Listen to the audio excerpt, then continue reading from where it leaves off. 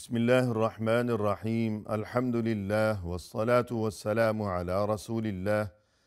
وعلى آله وأصحابه أجمعين أما بعد ناظرین کرام السلام علیکم ورحمۃ اللہ وبرکاتہ۔ شرح الادب المفرد کے عنوان سے اس پروگرام کے ہمراہ ہم آپ کی خدمت میں حاضر ہیں، اور اس سے قبل گزشتہ نشست کے موقع پر ہم پڑھ رہے تھے امام بخاری رحمہ اللہ کی یہ کتاب کہ جس کا نام ہے الادب المفرد۔ اس کتاب میں یہ باب نمبر 192 کہ جس کا عنوان قائم فرمایا ہے امام بخاری رحمہ اللہ نے، فرمایا کہ باب الشحن، یعنی دلوں کا نفرتوں سے بھرپور ہو جانا۔ یعنی یہاں اس بات کی طرف متوجہ کرنا مقصود ہے کہ دین اسلام کی یہ اہم ترین اور پاکیزہ ترین تعلیم ہے کہ اسلامی معاشرے میں سبھی کے دلوں میں باہم آپس میں ایک دوسرے کے لیے ہمیشہ عزت و احترام کے جذبات ہوں، وہاں محبتیں اور قربتیں ہوں، سبھی ایک دوسرے کے ساتھ تعاون کیا کریں، سبھی ایک دوسرے کے خیر خواہ اور ہمدرد بن کر وہاں سکون و اطمئنان کی زندگی بسر کیا کریں، نہ یہ کہ وہاں رنجشوں اور تلخیوں اور نفرتوں کے معاملات ہوں، اس لیے کہ یہ جو نفرتیں ہیں اور یہ جو دشمنیاں اور عداوتیں ہوا کرتی ہیں، یہ چیز انسانی زندگی کے لیے اور انسانی معاشرے کے لیے اور یہ کہ انسان کی صحت کے لیے، اس کے دین و ایمان کے لیے، اس کی دنیا کے لیے بھی اور اس کی آخرت کے لیے بھی یہ چیز، یعنی آپس میں یہ نفرتیں اور یہ عداوتیں، یہ چیز انسان کے لیے بڑی مصیبت اور تباہی و بربادی اور بالآخر دونوں جہانوں میں ذلت و رسوائی کا سبب بن جایا کرتی ہے۔ اور مزید یہ کہ قرآن کریم میں اس چیز کو شیطانی اثر قرار دیا گیا ہے، جبکہ آپس میں جو محبتیں اور عزت و احترام کے معاملات ہوا کرتے ہیں، اس چیز کو قرآن کریم میں اللہ عز و جل کی جانب سے انسانیت کے لیے بہت ہی عظیم ترین احسان اور بہت بڑی نعمت قرار دیا گیا ہے۔ چنانچہ قرآن کریم میں ارشاد ہے وَاذْكُرُوا نِعْمَةَ اللَّهِ عَلَيْكُمْ إِذْ كُنْتُمْ أَعْدَاءً فَأَلَّفَ بَيْنَ قُلُوبِكُمْ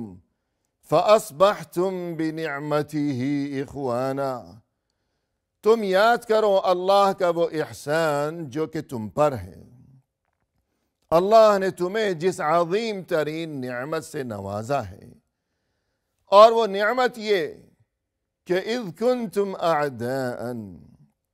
یاد کرو اس وقت کو جب تم آپس میں ایک دوسرے کے بدترین دشمن تھے، فَأَلَّفَ بَيْنَ قُلُوبِكُمْ، لیکن اس ایمان کی بدولت اور یہ کہ اس کلمہ توحید کی بدولت اور یہ کہ کلمہ لا الہ الا اللہ کی تصدیق کی بدولت اب تمہیں اللہ کی طرف سے یہ عظیم ترین نعمت نصیب ہو گئی ہے کہ اللہ نے تمہارے دلوں میں اب دشمنیوں اور عداوتوں اور نفرتوں کی بجائے فَأَلَّفَ بَيْنَ قُلُوبِكُمْ، اب تمہارے دلوں میں باہم ایک دوسرے کے لیے الفتوں اور محبتوں کے سلسلے ہیں کہ وہی لوگ جو کہ زمانہ قبل از اسلام میں، جو کہ ایام جاہلیت میں ایک دوسرے کے خون کے پیاسے تھے، اور یہ کہ جن کی دشمنی دنیا بھر میں ضرب المثل ہوا کرتی تھی، اب اسلام قبول کرنے کے بعد اور یہ کہ جب ان کے دل ایمان کے نور سے منور ہو چکے ہیں تو اب اس ایمان اور اس نور کی بدولت کہ اب ان کے دلوں میں لا الہ الا اللہ کا نور جب جگمگانے لگا ہے تو اب اس کا اثر یوں ظاہر ہوا ہے کہ جو جاہل تھے، اور نہ صرف یہ کہ وہ جاہل تھے بلکہ اپنی جہالت پر جو فخر کیا کرتے تھے، اب وہ دنیا بھر کے لیے معلم و استاد قرار پائے، اور یہ کہ اب وہ دنیا بھر کے لیے مشعل راہ اور مینار نور بن گئے، روشنی کا مینار بن گئے، اور یہ کہ جن کی دشمنی ضرب المثل تھی اب ان کی اخوت، ان کی محبتیں اور آپس میں ایک دوسرے کے لیے ان کا ایثار ہمیشہ کے لیے رہتی دنیا تک تمام دنیا انسانیت کے لیے اب ان کی محبتیں ضرب المثل بن گئیں۔ لہذا اللہ کی طرف سے قرآن کریم میں اس بات کو بطور احسان بیان کیا گیا ہے کہ آپس میں دشمنی کی بجائے الفتیں، عزت و احترام، یہ چیز اللہ کی طرف سے بہت بڑی نعمت ہے، بہت ہی عظیم احسان ہے۔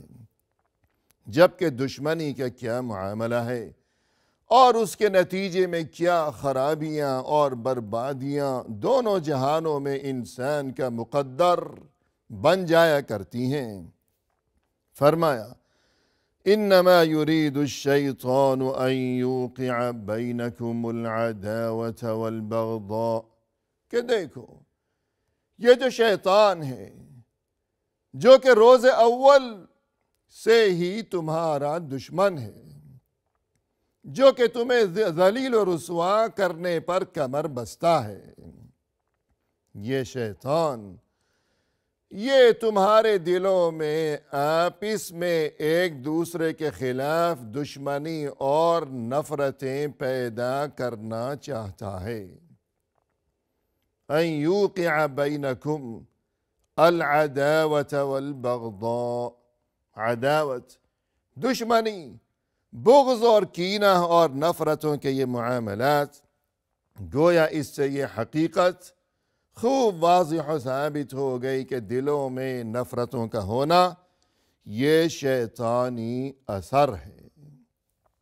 جبکہ وہاں محبتیں اور الفتیں اور عزت و احترام کے اگر سلسلے ہوں گے تو یہ چیز اللہ کی طرف سے بہت بڑی نعمت ہے۔ تو اس کا نتیجہ یہ ہوا، اور اس تمام تر گفتگو کا خلاصہ یہ ہوا کہ ہمیں اللہ کی نعمت کو اپنے دامن میں سمیٹنے کی فکر اور جستجو کرنی چاہیے، نہ یہ کہ ہم شیطانی اثر کے تحت اپنی زندگیاں بسر کیا کریں۔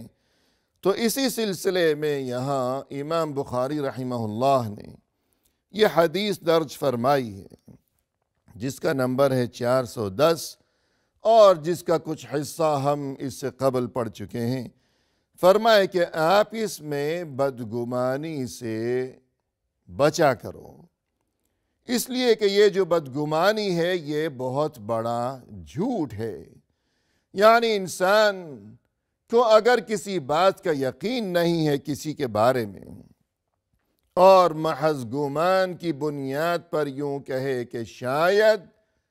میرا خیال یہ ہے کہ یہ حرکت اس نے کی ہے یا یہ غلط بات اس نے کہی ہے، تو گویا کہ یہ بہت بڑا جھوٹ بول رہا ہے یہ انسان، کہ جب یقین ہی نہیں ہے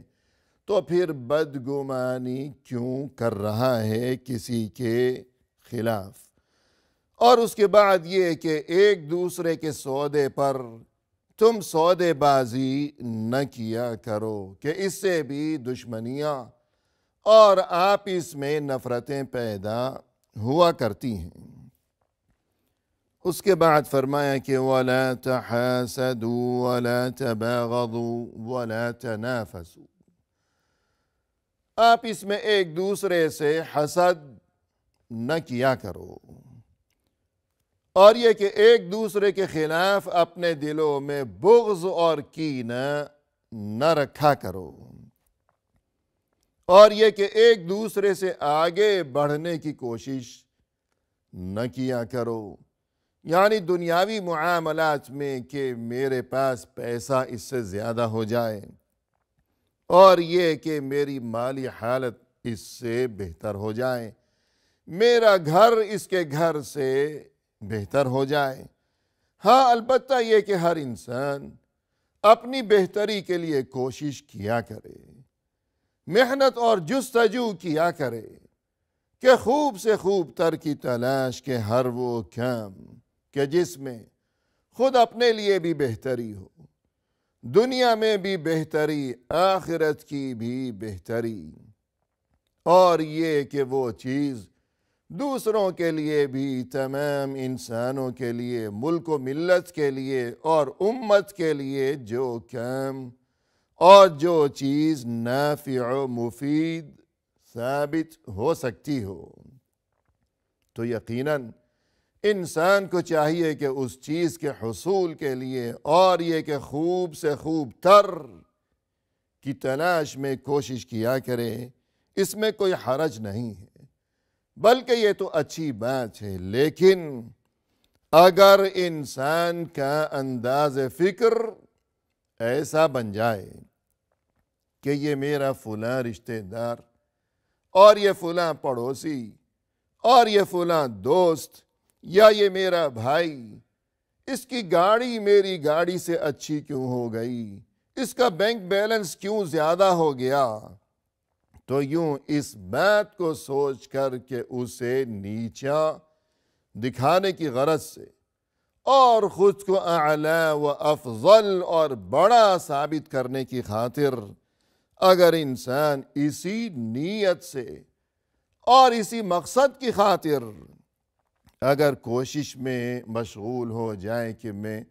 اس کو پیچھے چھوڑ دوں، اس کو نیچا دکھا دوں، اس کو حقیر اور کمتر ثابت کر دوں معاشرے میں،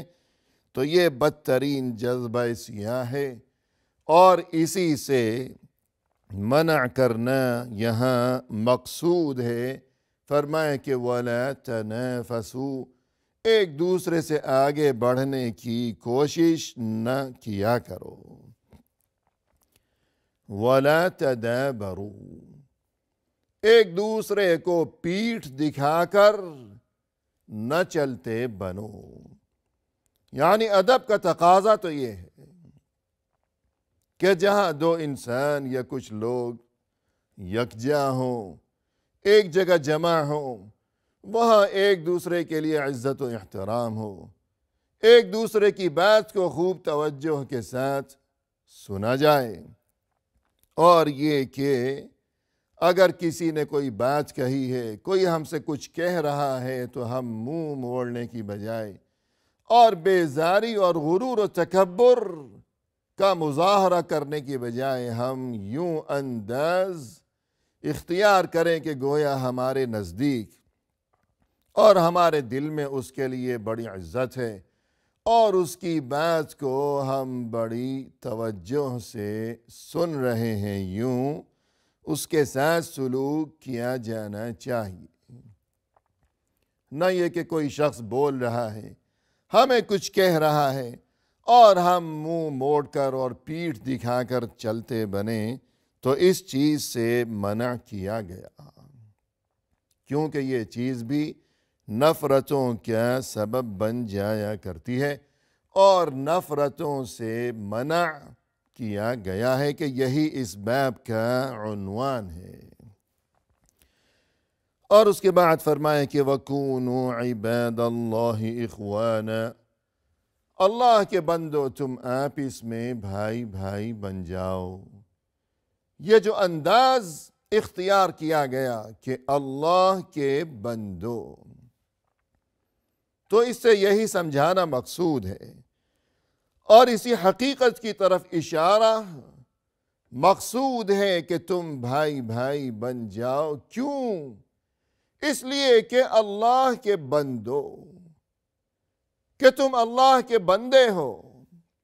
اور یہ کہ تمہارا یہ جو رشتہ ہے، تمہارا یہ جو تعلق ہے، تمہارا یہ جو بھائی چارہ ہے، یہ جو اخوت ہے، اس کی بنیاد رنگ و نسل پر نہیں ہے، اس کی بنیاد لسانیت پر نہیں ہے، زبان پر نہیں ہے کہ میری یہ زبان اور اس کی یہ زبان، اور اس کی بنیاد قبیلے اور برادری پر نہیں ہے،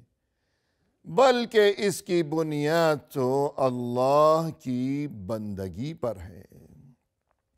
اور اس رشتے کی بنیاد تو عقیدہ و ایمان پر ہے. اس رشتے کی بنیاد تو کلمہ لا الہ الا اللہ پر ہے. لہذا جس قدر اللہ کی بندگی اور جس قدر یہ بنیاد اور جس قدر یہ عقیدہ و ایمان اور جس قدر اللہ کی عبادت و فرما برداری کے یہ معاملات مضبوط ہوں گے، اسی قدر